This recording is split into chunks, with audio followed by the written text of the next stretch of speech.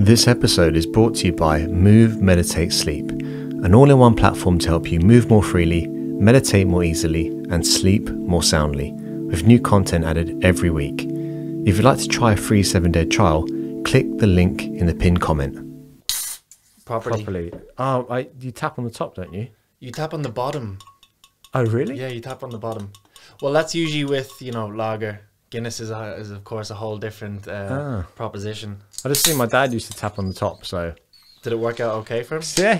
Well, look, actually, I've tapped the bottom and look what's happened, so I think I've been doing it wrong for 30 years. Go halfway. Is it? And then stop, or just all the way? I think all the way. Yeah. Well, who are we fooling? Well, of course, the Irish are very proud of this, sacred... Choose your words. sacred regime of pouring the Guinness, but I actually read online a few years ago that it's complete BS. The whole letting it sit and then you come back and fill it up, in the pub with the tap. Apparently it's BS. Oh no, I don't want to believe that, because neither do I. I like the ceremony of it. Yeah, exactly. And also the way that life is so fast, but that's something you got to wait for. Yeah, I like exactly. That. Cheers. Especially in the environments where Guinness is usually consumed, the pub, and people are finished work and they're so used to going. It gives them that chance to cultivate some patience, Do you know what? I have a confession to make, actually. I've taught 2 beer yoga events. Oh, God. I know. Oh, God. Do you want to leave now? I'll wait till I finish the Guinness. Now, hear me out on this, right? So the first one, I had just finished my teacher training. 200 hour, and I couldn't get a job. Like I asked to be put onto cover lists, and I thought you just finish 200 hour and you get a job straight away. Straight in, yeah. I just assumed, and then I was thinking, is it because I'm a man? Is it because I'm like how I speak, or is it because I'm too old? Well, was this in Dublin? By this the way, in Dublin, yeah, in the Elbow Room. Okay, that's where I did my 200 hour, and then I got an email from someone, an ad agency, saying we have a YouTube channel with like 1 million subscribers. Wow. Yeah, and they said this is like way pre-COVID online world as well. Yeah, this is like 4 years ago. Wow. So it was online, but like they said, so we're looking for a yoga teacher to do beer yoga, and I was desperate, so I did it. But it's on YouTube. It's if you type in like Irish people do beer yoga or something like that, and it's got like 300,000 views. Wow. I know, but it's you think to yourself like, everything you do in life now is digitalized and a permanent record forever. It's an imprint in the ether, And there's me like doing that, and I kind of like, part of me is embarrassed about it, but the other part of me is like, well, at the time I was stuck. Yeah. And don't be. It informs your path, That's, exactly. That's the point of everything, Yeah, exactly. And how was it? What's the process? Do you drink in between asanas? I know, mate. Yeah, so I was saying things like, you do say tree pose, and you just be holding the beer, and then you lift the beer up. And as I was doing that, I was like, this is wrong. I knew it was wrong. Yeah. But when you're desperate, you will take desperate measures, And they paid very well. And then I went onto YouTube. Then I got contacted by a brewery. Oh my God! And they're actually a massive brewery now. They're called Hope. They've got a big brewery here in Dublin. Wow. They were just starting out, and they offered me whatever. And then I said, after that, I was like, no, that's enough. Yeah. Because I think they wrote about it in Love in Dublin, and then the comments underneath were like, this is like bastardizing yoga and stuff. And then I was working regularly, so I thought, I'm out of the woods now. I can, yeah. So that's the confession, Father. Oh God, we're going into Catholicism. No, I know, sorry, We've only had one sip of Guinness. What's going on? But it reminds me of a priest, Yeah. The dog collar. But Robbie, thanks so much for coming, mate. Yeah, thanks for having me, man. Absolute pleasure. And as I said to you, it was so synchronistic when you reached out, because I've been thinking all week, I must give Kevin a message, And actually, I'd seen you in Dublin in Dartmouth Square a few weeks ago. I'd finished teaching a class and I seen you, and I was like, oh, there's Kevin, I'll go over and say hello, introduce myself. And you were busy, you were getting the speaker set up and all, and then people were arriving, and I was like, I don't want to just be, just that weird guy in the corner, like, hey, Kevin, I think I seen you, actually. You were sitting, because I was like, oh, there's a guy teaching yoga there. You had your legs, you can do a very impressive full lotus, can't you? Yeah, maybe it was. You can. Yeah.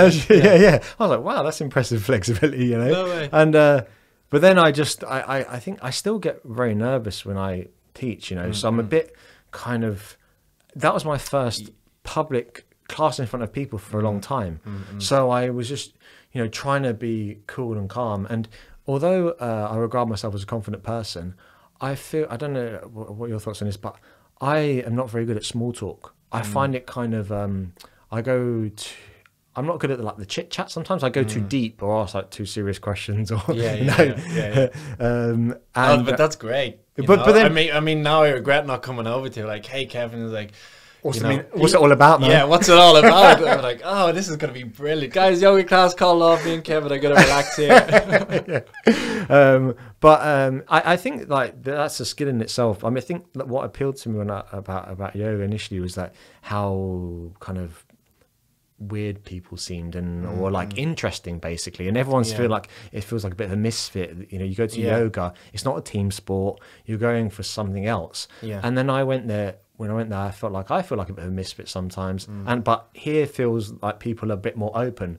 But you have to remember that members of the public who are maybe just strolling in for a little stretch in the park, sometimes they're not ready for deep stuff, you know. Of course, yeah. But, or concepts that are otherwise kind of alien to the standard Western mind, let's say. You know, like if you start jumping in with all these kind of ideas of the nature of reality and consciousness and mind and karma and blah blah blah blah blah, people are just maybe not going to be receptive to it because it's not in our vocabulary here in Ireland or England or Northern Europe or Europe and Western civilization, let's say. It's not really in our vocabulary, you know. So it's kind of like you have to approach it if you feel like people are receptive, you know, because one thing I've always said to people that, you know, a lot of yoga traditionalists, let's say, even people like myself who are really curious and interested in the history of yoga and the roots and coming from the Indian subcontinent and all the kind of metaphysical, philosophical stuff. The argument is made, oh, well, Westerners don't want to hear that. Westerners just want to work out. They just want to come in and stretch and sweat and go home. And I always disagree. I always say, well, I just feel that the problem is that the teachers facilitating the classes aren't given a gateway into those realms because they make that assumption themselves. They sit down to go and teach the class and they say, you know what, I'm not going to mention yoga sutras or whatever it might be. I'm just going to give them what they want. And actually the students might need that because when people come to yoga, like you're just saying about being a misfit, and myself, and anyone actually I've ever spoken to who has practiced yoga or came to yoga, it's because there was something that drove them to that practice. They needed something different. They needed something away from the social structures that were in place. They needed something away from, you know, sports or maybe more traditional forms of even therapy, let's say. And it's, that impulse has driven them towards yoga. And so if 50% of people if 100% of people go to yoga for something different, then at least maybe 50% are going to be receptive to those new ideas, you know. And I think anyone who's interested in yoga always has an expansion of mind, you know. These concepts start to become more familiar and more felt, let's say. They're not as abstract, you know. The idea of, let's just say, karma, for example, which we know of in the West, but to the normal lay person, it's like, oh, karma, it's some woo-woo stuff. But somehow when you start to practice yoga, it starts to maybe make more of a felt sense. You know what I mean? And also I think the process of simply moving your body with your breath and getting into that flow, it opens you up to other ways of thinking. You notice sometimes like someone may present a concept to you at the start of a class and it doesn't sink in, you're resistant to it. But then towards the end of the class, after the class, I found myself to be like chanting, for example. When I first started doing yoga, I was embarrassed to chant. I felt silly. But now I love it. And I've been in situations, especially like where you're teaching in a corporate environment and you do want to do a chant and people are resistant. Now, I can understand that in a corporate environment. That's not what they signed up for, maybe. But I do think, as you said, it's not to paraphrase what you're saying, it's almost like a responsibility to make people comfortable to a degree, but also not push them, but pull them into beyond their boundaries. So, you know, if I didn't have a teacher that kept on encouraging the chanting, I wouldn't have done it at all. But the fact that it became a habit then, I just thought this is just something we do. And I started to really enjoy it. Yeah. So I mean, I think I talked to Nico, shit, I forget his name. He's a well-known teacher, Nico, handsome geezer. Anyway, it doesn't matter. But sorry, Don't Nico. worry, it'll come by the end of the drink. He said about, you know, it's kind of our responsibility to do that, to in a way make people feel slightly uncomfortable. Yeah, exactly. And then they can ask themselves, why do I feel uncomfortable? 100%, exactly. You know, chanting is something that I like to teach as well. And, you know, I'm quite conscious that I don't want to over explain things. I don't want to over rationalize and over justify things, because again, just the way our conditioning is in our society, we're very much logistical, rational people, you know, and we really want the science, let's say, behind everything.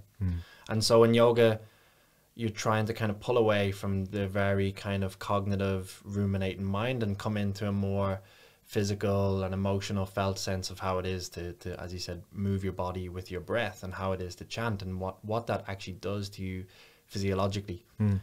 So when I teach, I try to bring a little bit of like, okay, this is what it does in a rational sense, but as you said, if you notice yourself having resistance to that, allow that to be a tool for self-inquiry. Well, why am I resistant to that? What has happened in the past that's created this armor around me doing something which is essentially just moving my vocal cords in a different way than when I'm speaking every other part of the day? You know, that you're not doing much different, you know. And I think it's always about inviting people to inquire, you know, because yoga is a whole process of self-inquiry. You know, you can see what preferences you have, you can see what aversions you have, you can see how they manifest physically when you're doing an asana, you can see how they manifest when you attempt to chant, whether you dive into it with no inhibitions or whether you pull back.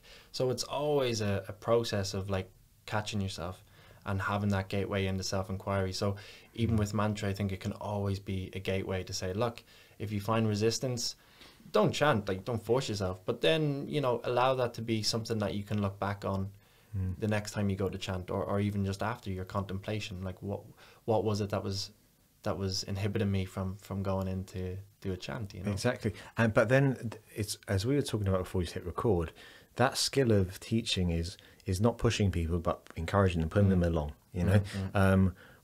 Because otherwise people can be very resistant. And I think, speaking of Catholicism, I felt like in class when we used to put our hands into prayer, I didn't like doing that either. Yeah, me too for a long time. Again, it's conditioning, isn't it? Because we have those associations. As soon as you do that, like, you know, it takes you back to going to church on a Sunday. And for me growing up, you know, wasn't that it was torturous, but I didn't enjoy it, you know, especially as a teenager. Last thing you want to be doing is going to church on a Sunday, but I did it because my family went. But as soon as you do that, it instigates that memory, you know, and it takes a while to get over that conditioning and associate it with something new.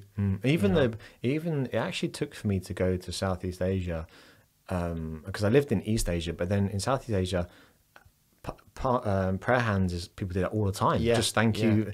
And then I found myself doing it the same way I'd wave at someone, and then it became more of a natural thing, as opposed to, you must do this right now because this is what we do. So you can pick up these things, not in necessarily the yoga class, but certain customs, if they feel in your own time, essentially. But I find that with the teaching of developing your teaching, right, I have a tendency to be hyperbolic in my language, to be an absolutist. So it's this way, and it's definitely not that way. And I'm like that quite a lot. And I know that's a weakness of mine because, for example, I got into a habit about a year ago of kind of belittling, or not belittling, that's the wrong word, but not maybe paying enough respect to scripture. So I went for a phase of, when I was doing teacher training, as in training teachers, I was all into the history, philosophy, the spirituality side of it. And then I felt like I hit a ceiling, and I felt that it wasn't being received in class that well. So what I was saying, people were kind of switching off. I see their eyes glazing over. And I thought, although I find this interesting, it's not translating in class. It doesn't feel like it is. So then I went the opposite way. I was like, right, I'm not going to talk any more philosophy, spirituality, any more history, yoga. I'm just going to teach movement and breath. So what I did then was I was like, you know, I would say things like, it doesn't matter if it's 3,000 years old or a year old. It doesn't mean it's right, basically, you know? Yeah, yeah. And I think that... Which is so true. It's true, but then you might be isolating someone at the back of the class who loves ancient scripture, who loves the philosophy side of it. So I think a general approach that I always try to remind myself of is to be like, have the philosophy of, it depends. Yeah. Maybe. Exactly. I don't know. Exactly. And also it's like, as you said, it's like open-ended. It's like, if it works for you, it's like, okay, this is like, you know, these are the teachings. They work for me and they might not work for you. And as you said, I don't know, you know, but again, it's like leaving that invitation. It's at least having it open for people to inquire, you know?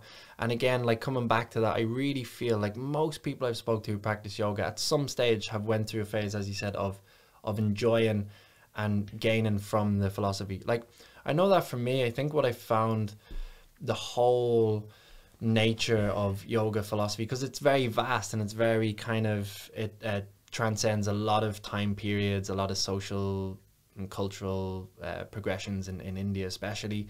So it's very vast and there's a lot to kind of wrap your head around. But what I feel it's done for me is it's given me like an orientation, you know, because, so we're talking about Catholicism, didn't work for me growing up. And especially, I guess, as a teenager, early 20s, I was kind of like really anti-religion. Not anti-religion in any sort of, you know, like passionate way, but I didn't have time for it. And I really loved science. And I spent a lot of time just kind of watching documentaries, you know, again, nothing serious, nothing academic, but just watching a lot of documentaries on astrophysics and the universe. And that was also, wow, beautiful. But it didn't really give me anything to kind of orient my life with. And then when I found yoga and spirituality, I was like, okay, this is like describing the human experience and I can relate to this and this can actually orient me in my life. You know, it can give me a sense of direction, purpose, meaning, because I wasn't getting that from religion, which is an argument for religion. You know, at least religion gives people that orientation in their personal lives, with their family, with community. And then science maybe doesn't offer that because science is, of course, very rational based. And maybe doesn't focus so much on the human subjective experience. Whereas spirituality, I found, kind of covered both of those grounds. Do you know what I mean? And it really gave me that orientation. And that's why for me, it's like I constantly come back to it, you know? I constantly come back to the teachings. Yeah, I think that you sounds like you discovered the spirituality or the yoga to make sense of the world, or, you know, because I do actually think religion can be beneficial. And again, like being an absolutist, I really rubbish religion in the past. From being really religious, I was then like, to hell with religion. And in fact, my Mrs. Rach, she grew up real religious, and she would be offended if I said that, like, to hell with religion is bollocks, basically. So then it made me rethink, like, why am I so polarized about things? Why can't I take some of the good from it? And I feel like religion can be helpful as long as it's not fundamentalist religion. Or look, you're fundamental about anything. Well, exactly. That's, you know, that's what I was going to say. Like, you can get so attached to any ideology, even science, you know. In fact, I see it a lot in science, and there's a lot of kind of scientists that I like. I listen to him podcasts and YouTube and things like that. People like Rupert Sheldrick. I don't know if you know him. He was a biologist or a chemist. Oh, you think he was? I think he was a biologist or a chemist. They're both very different. I think he was a biologist of some description in Cambridge for many, many years, and he's very famous. You know, he done a lot of work and talks with Terence McKenna when he was alive, and he's still writing books now. And his whole thing is like, you know, how dogmatic science can be.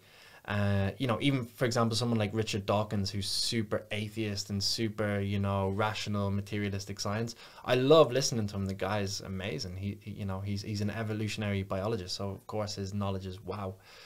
But when I listen to him, sometimes I'm like, you're so dogmatic in your rigid fundamental belief that everything else is woo woo and nonsensical, and that, you know, essentially your system explains everything, you know. So it's like when you get way too involved in any ideology, even yoga, you've lost it, you know. It's like, it's so funny. For me, I've come back full circle where it's like, I know nothing. You know, I know absolutely nothing, and that's kind of the beauty of it. You know? But you know, Robbie, there's a great handstand teacher, again I knew his first name, Yuri Masterson. No, big ginger beard, bald head. He's Slovakian, I believe. Or no, I don't know. I thought it was the Israeli guy. There's an Israeli guy on Instagram. I think his name is Yuri as well. He's good looking chap. He can do like crazy movements, and they all can. But this guy's more like big guy, bald head, big ginger beard. Yuri something. He came to Ireland not too long ago. Oh, cool. But he regularly says things like, I don't know. Or I heard him say the other day, doing like teaching handstands, going, everything has already been taught. No knowledge is new. I'm just taking things I heard from other people. And just him saying that made me trust him. I was like, cool, you're not the Messiah. You're not some guru. You're essentially saying it's all been done. Yeah. And he also said with handstand, for example, there is no right way. It's what way works for you. But the thing is, that doesn't like it doesn't satisfy that quick fix. It's like, I need an answer right now. Google, I've got Google. You know, or if I'm doing a handstand, do I squeeze my glutes or not? People, we don't want to hear it depends. Because then it puts it back on you to be like, oh, I haven't thought through the process. I just want the question answer. You know, and it just shows you how, because it's something I've been thinking about recently. It's like, you know, because I've been thinking about it in relation to, let's say, modern society, but I guess it's part of the human condition, isn't it? We're very codependent. You know, we like to think of ourselves as very autonomous and we have free will and blah, blah, blah. But like, even an example like that just shows how codependent we are. It's like, we need that like constant, not only validation, but instruction. Like, I don't know if we're only 10 minutes in, like, forget what we've talked about, but maybe before we were talking about how, you know, students kind of maybe sometimes just need that direct instruction, you know, because otherwise they possibly feel a little bit lost or a bit insecure or unsure of what they're supposed to do. Whereas actually the beauty for me would be to say to everyone, just like do what feels right in any capacity, you know. And again, that doesn't sit quite right. Even saying it, it's like, yeah, but then why would I go to a yoga class, or why would I go to a meditation class, or why would I go to football training if I go there and you just say, yeah, do whatever you want. You know, it's super paradoxical, but it's like, it's so important to because I really believe in the human potential. Like I always say this, man, we've built spaceships and we've created the atomic bomb. Like we've done all these. The atomic bomb, of course, is a very negative thing, how it was used. But the fact that humans have been able to contemplate and create these things into existence is just marvelous. It's unbelievable. We have such an incredible amount of latent potential, you know.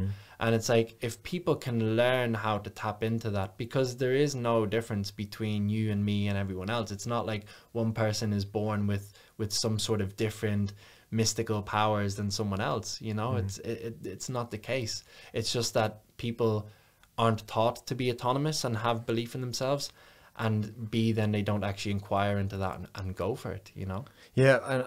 But I think in a yoga class context, if you're at work all day and it's like, send this email, this is what needs to be in it, it needs to be sent by this time to this person.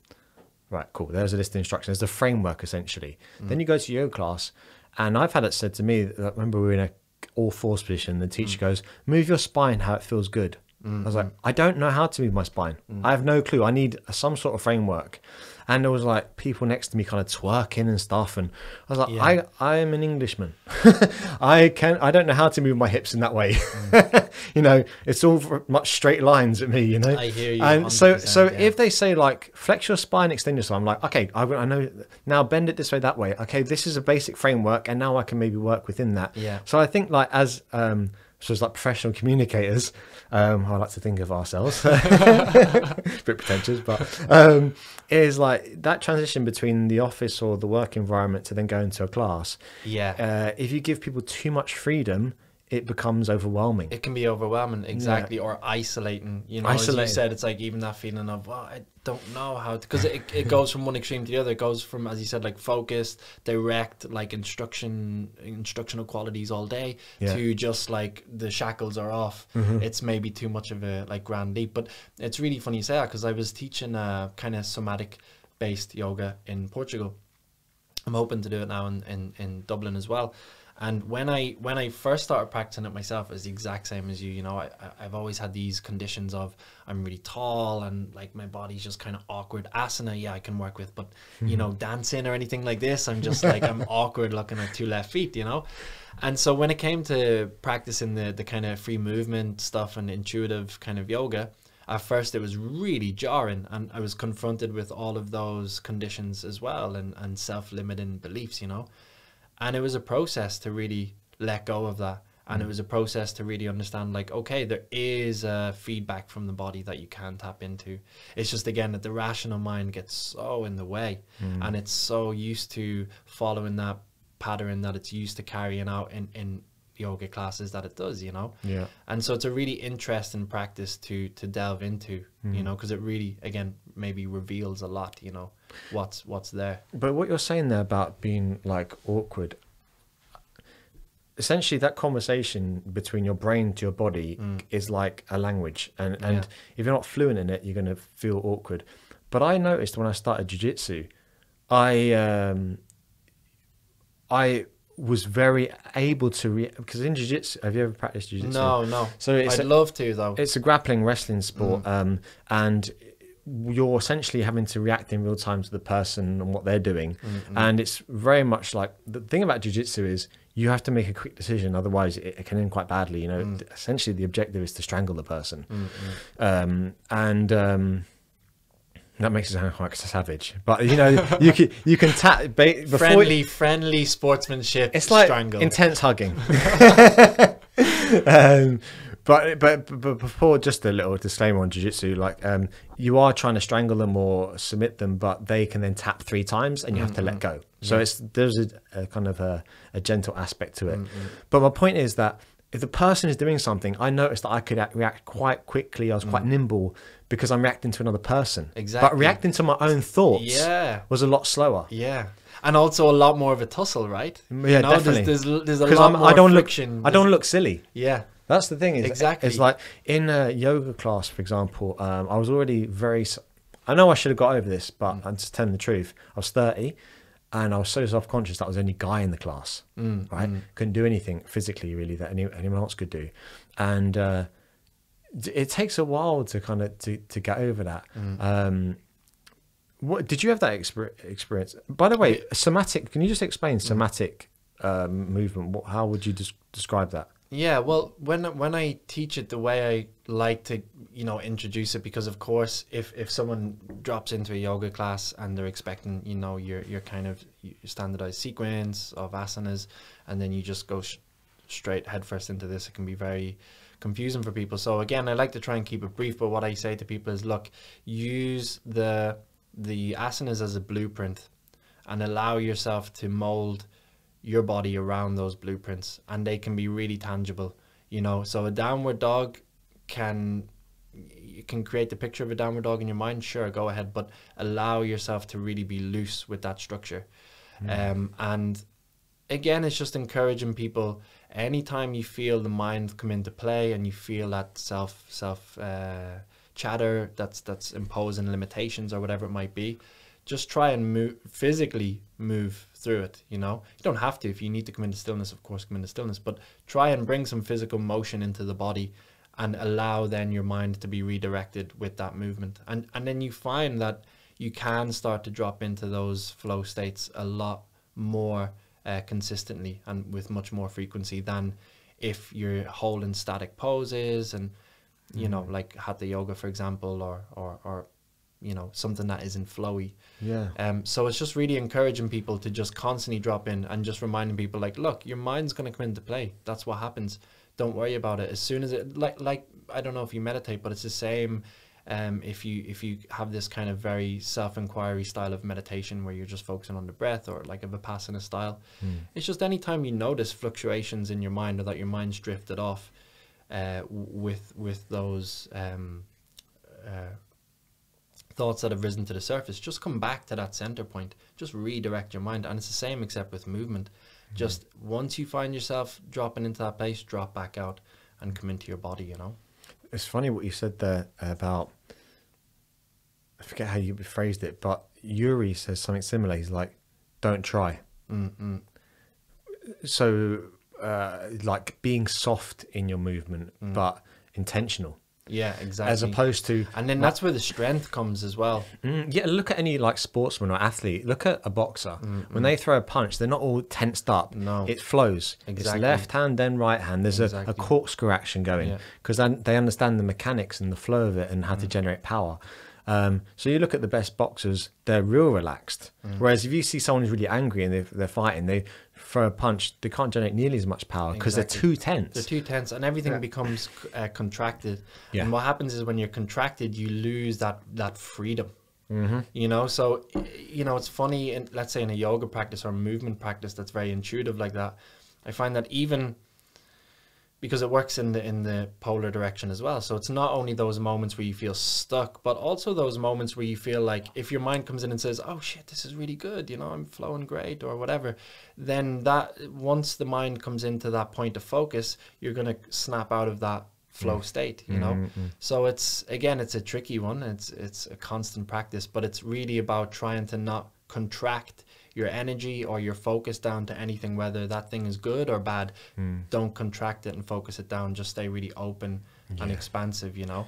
And that's like a big part of acceptance, you know. All spiritual traditions, a big key principle you could say is accepting what is.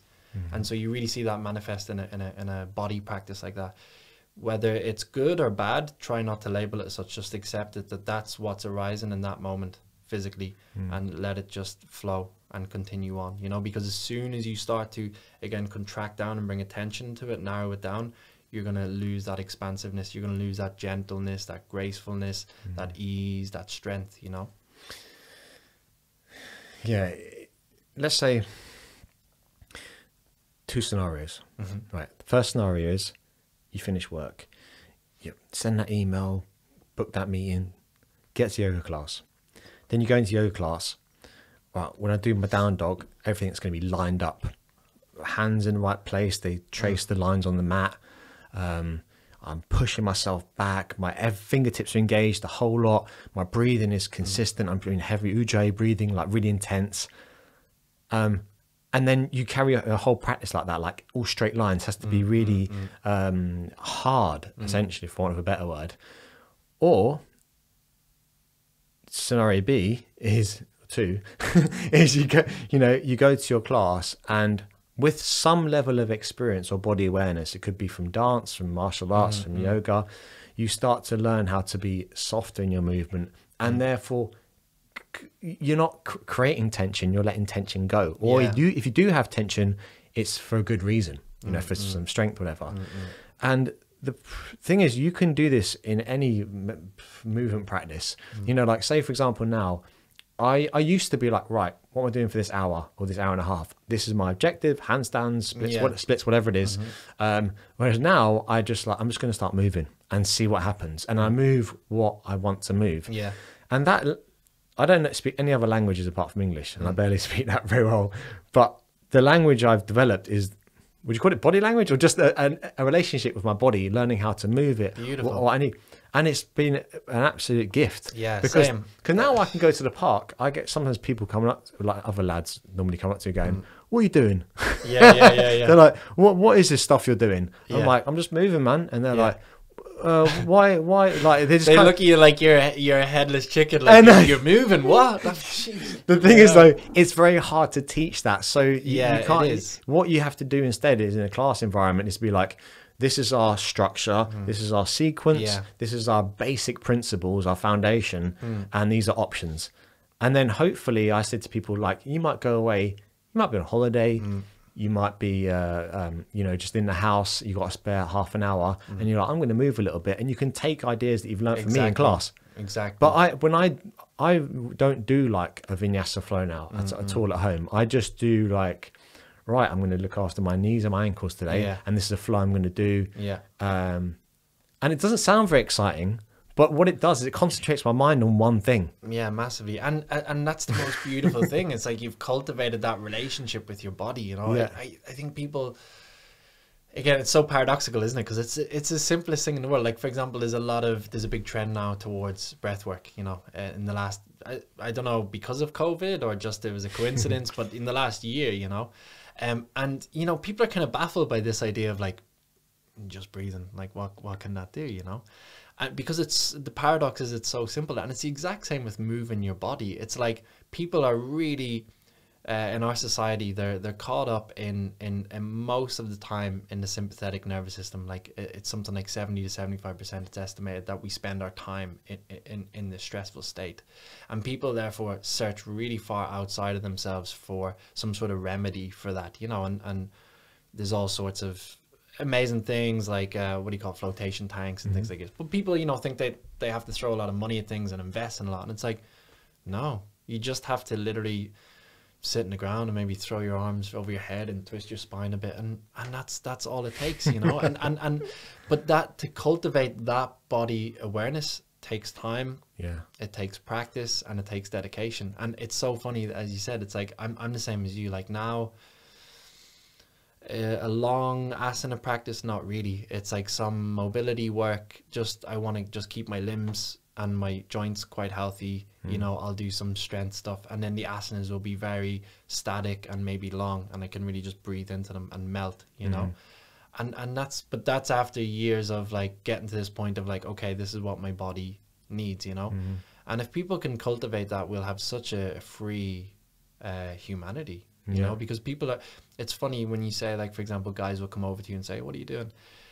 It's so sad though as well, because if we were to go out on the street now and just start practicing handstands, people would label us as weird or strange, and that shouldn't be. Like, we're using our body, you know. This is an incredible, mind-blowing vessel, this thing, you know. I was reading the other day, it's like we're composed of 59 minerals, you know. And so you think about these minerals are generally inanimate, you know, and yet somehow for the human, these minerals come together. And I have this subjective experience of being Robbie, with thoughts and emotions and feelings and memories and blah, blah, blah. You have the exact same subjective experience of being Kevin. And yet all we are is a collection of minerals, you know, and atoms. And for me, I'm like, wow, that's so beautiful. That's amazing. And it encourages me to move my body then. It's like, oh, well, what can I do then? You know, I was created to move, clearly. Like, otherwise my limbs wouldn't move this way and I wouldn't have a spine the way I do. And so it's so free, and it really makes you marvel at what it is to be a human. And in our society, that isn't, it's a marvel that's not appreciated, you know. And so people are sedentary and sitting down most of the day, and they think it's weird when people dance or move or do yoga. And it's like, oh man, we're, as a society, yeah, it's quite strange. I really admire that, actually, when I see people just like dancing like spontaneously, especially with no alcohol. And I'm like, wow, you know, I don't find myself in that environment that much, but I remember being in Colombia, and me and my mate Matt were there. He was in Birmingham, and just very like, I don't offend everyone from Birmingham, but he's like, he's a real Brummie, you know, like, anyway, that's what I'll say, right? And I was like a Londoner, so I'm just generalizing here. But basically, these two Colombian ladies came in, and we knew them because we met them out and about in a cafe or whatever. And they were with their friend Jorge, or George, we called him. English lads, just give him an English name. And this kind of Latino music came on, Latin music, and they were like, "Oh, come to dance with us." We're like, it's the middle of the day. I haven't had one beer, and I feel I just instantly went tense. I looked at him, I'm like, let's both not do it, and then neither of us look bad. So we're like, nah, we'll just, you know, whatever. And then he came along and just like twirled one of them around, twirled the other one around. And I said to him, we are complete losers. Like, look at the freedom he has, because he's not caught up in like this is what a man does. He just course. sits there, drinks his beer, Yeah, or, you know, and sits in the corner. Well, it's culture, isn't it? Yeah. You know, it's just so embedded in our culture to move your body under certain circumstances. Usually when it's like 1 a.m, Yeah. you know, there's a lot of drink being consumed, and then it's okay to move your body then. But like 3 o'clock in the sun in Colombia with beautiful music, no way, Jesus, are you crazy? You know, and it's just like we were talking about before. Like it's always a gateway in to see what conditions are there and why they're there, and can you overcome them? You know, like definitely I found it for me with dancing. I said to you before, like I was living in India for a while, and there's a big scene there where I was in Goa. There's a big scene of ecstatic dance. And ecstatic dance, never been to, heard a lot about it. But honestly, man, it was just amazing. Just to release all those inhibitions, just like, you know what? Like, I can just throw my arms anywhere. I can just do whatever I want, and no one cares. And this is great. And there's such a freedom in that, you know? So when talk me through it. When you went, because I did an ecstatic dancing as well. I'm just interested in your experience. When you walked in, how long until you were flinging your arms everywhere? Straight away. I went head first, you know, because... Were you there on your own? Yeah. Okay. I think that helps. Yeah. It's a bit like, if you go to the shower, right? I've noticed it, like, when I was younger, if you go to the shower and you're with a bunch of lads and they take their clothes off, right? You know, like football team, whatever. If you don't know them, you're not embarrassed. But if you know someone, I remember once my cousin was there, and I was like, this is going to be weird to see my cousin's knob, basically. You know, like, I'm like, oh, there's my cousin I've known for 20 years, and there's his knob. And he has a penis, Jesus. I know, but it's just like to be looking at each other like, maintain eye contact. I was really embarrassed because I knew him. So I think if I went to an ecstatic dance with someone I knew, I'd be a bit more self-conscious, because they're like, I know Kev to be like this. Yes. And now he's flinging his arms everywhere and, you know, going all, I don't know. but it is, that's just how everyone is, you know? We all just look at other people based on our perceptions of them, and we base our own perceptions of ourselves based on how we think they see us, you know? And so it's like a constant, just like, let's try and break free from these barriers, you know, because they're mental constructs. That's really what they are. They're thought forms that we give significance to, and we give meaning to, and we actually abide by them. Do you know what I mean? Yeah. It's like, if you stick with that, like, oh, I'm a shit dancer and I know other people see me as a shit dancer, well then of course I'm always going to be a shit dancer. I'm always going to hold that belief to myself and buy into it myself, and I'm never going to change what I do, how I carry myself out in the world. Like, I'm never going to go to an ecstatic dance, for example, you know? So it's kind of like constantly trying to come out of your comfort zone a little bit, like to become uncomfortable. Essentially, you know, is like, it's just to ease into that comfort really changes everything. It's not really an ecstatic dance, but I did kind of something similar with a chap called, do you know Brian Kest, the yoga teacher? He's like old school power yoga teacher from like the late 80s, but he has I feel like I know the name. He's like, he was one of the first kind of like celebrity yoga teachers, but in the West anyway. But he was his nephew, Mr. Kest, but he was hosting it, and essentially what we went along, right, it was a cacao ceremony, and it was in Bali, and of course. So we went in, and they pour out the cacao, and I'm like, well, this is just hot chocolate. I mean, what is all this? And I drank it, and I was like, it's nice, but what's the deal here? And then the geezer he's with starts singing, so I'm like, okay, and then everyone starts joining in and going, oh, right now we're singing, like, again, middle of the day. And we just got to Bali, you see. I wasn't ready for it, you know. I wasn't very open to it. Next thing you know, Mr. Kest takes us through, or Kest Jr. He's actually a great guy, but lovely ponytail, but he took us through this really powerful flow. Right? And as he was doing it, he was like an American guy, you know, kind of looks like a surfer. He's like, beautiful people don't just happen, you know. He was like saying all these like kind of motivational things, like, you know, we're all spiritual beings, we just need to find that. And all, mate, I was like, I feel like I don't know, I'm on like some class A's or something. I'm really coming up here. I'm buzzing here. Well, funny, sorry, I'll let you finish and we'll come back to the cacao. Okay, come back to the cacao. But so I'm like really getting all a bit like emotional. I'm almost like welling up here a little bit. then afterwards we do it's like an hour and a half of yoga. I'm sweating. Rachel's next to me when Shavasana. We hold hands in Shavasana. I'm like, this is kind of cute, whatever. The geezer next to Rach, I'm pretty sure he like held her hand or something. I'm like, hold on a sec. Right. So I still this could transmute into a place I don't want it to go. So yeah, it was a swingers club. yeah. Well, you're in Bali. No, but it's funny how like that condition of like, it's my woman. Like, why are you on? But then I was like, I let it go, Kev. Maybe he's just kind of a free, easy guy or whatever, holding a hand. And then we partnered up, and she was with him and I was with someone else, and it was eye contact. Right. Okay. Yeah. And I could tell Rach was kind of uncomfortable with it, and I'd done that before, so I was like, whatever. But he, I kind of shed that. I'm like, don't feel threatened by this guy. Just let him have his moment with Rach, and that's fine. And then we were going around, and actually I got grouped with a chap like yourself, a very tall guy, like he's like 6'3" or something. And I remember looking up at him, and I felt like we're about to have a fight. You know, it was real weird to kind of. I was finding myself constantly questioning, why do I feel threatened by this guy who's with my girlfriend? Why do I feel threatened by this guy who's taller than me?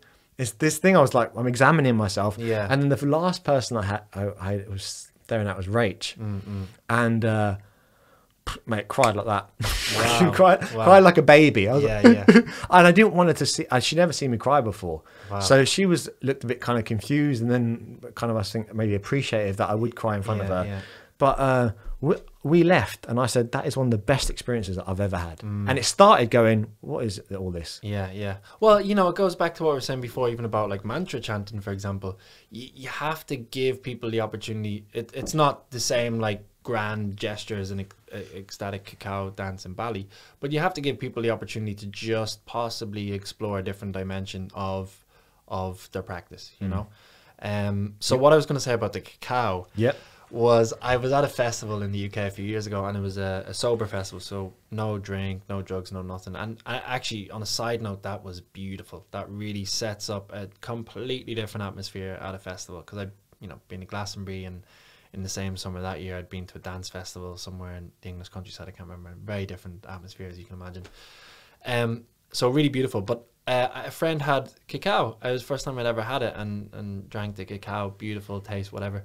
I was wired, man. I was absolutely wired. I was like watching some like folk band, but it was kind of like Balkan music, like really upbeat and stuff. And I was like, Jesus, I feel like I'm fucking, as you say, class A, man, like wide eyes. That was amazing. I had a great sleep. Woke up the next day, no nothing. It was brilliant, you know. Do you think this, because we have cacao downstairs and we drink it most nights, doesn't give me the same. I'm sure the stuff you get from South America is like probably a different level. Well, it's like everything. Everything is always reduced down. You know, for example, not that I smoke, but people have even told me with tobacco. You know, if you have tobacco from, the Amazon, let's say, or even before the last couple of 100 years before there was the commercialization of tobacco, it was a very different plant that you were essentially smoking, you know.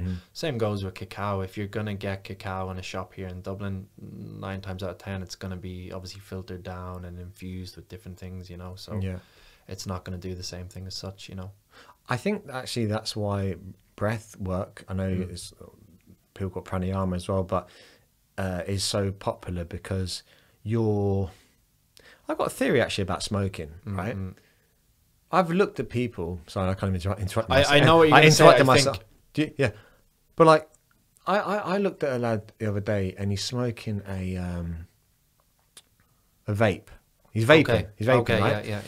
And he's standing outside the office, or wherever I can't remember outside the building. He's leaning back, and he's got the vape pen in his mouth, and he takes this massive inhale and this massive exhale, and just like you can see his whole body sinking. And I thought, that's probably the first time today he's taken an actual breath. 100%. And he's doing it because he's doing it through the vape pen. Yeah. And he's breathing deeply down. He's directing the breath not just up around the kind of collarbone region and clavicle. He's really sending it down, taking a full-bodied breath, you know.